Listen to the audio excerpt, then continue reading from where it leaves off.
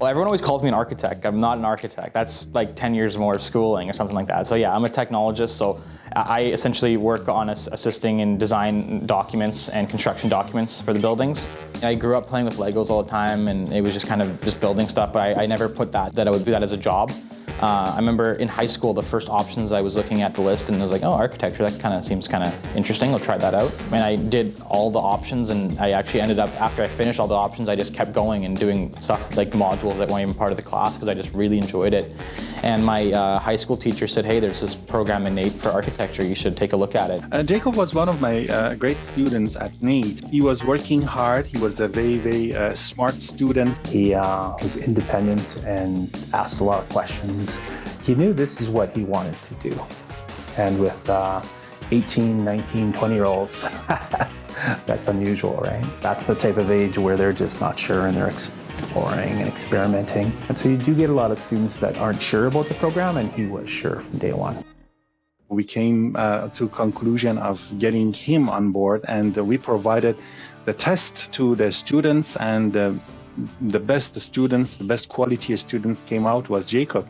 So we decided to put him as NAIT's representative. It was really cool to represent Alberta, have that flag on the back. It's really cool to be, you know, one of the best in your province and be amongst some of the most talented young people in the province. I think the biggest thing that I learned is the working under pressure. I mean, you sit down in the skills the first time and you get the project you're going to be working on, and you see how much you need to do in so little time. To doing a 2 semesters course in 14 hours. I was able to take that workflow that I was using there and being able to work so well under pressure and you know, take that into the workplace. Once you get into an office scenario, you need someone who is independent, who's mature, who can problem solve. And so what I found with Jacob from day one, even as a student, you could give him a task and he would ask questions and then just accomplish the task and accomplish it quite well. Jacob coming to our team has just enabled it to grow and be more successful. I think that's one of the coolest things about our job and in trades in general is at the end of the day you have something to show for yourself, right?